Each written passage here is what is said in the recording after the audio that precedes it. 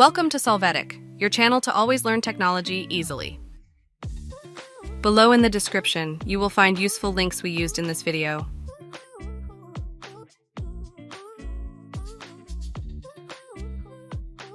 Today in Solvetic, we will see how to change Google Maps language.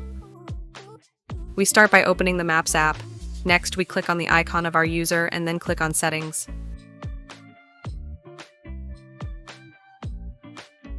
After that, we will enter the app language option. Here we are going to select a language from the list.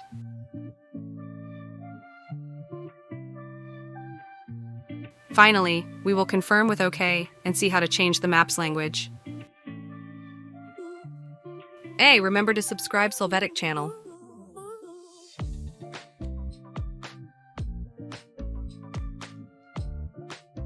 We hope it has been helpful for you. Here are links to watch more videos of your interest and subscribe to the Solvetic channel. Thank you.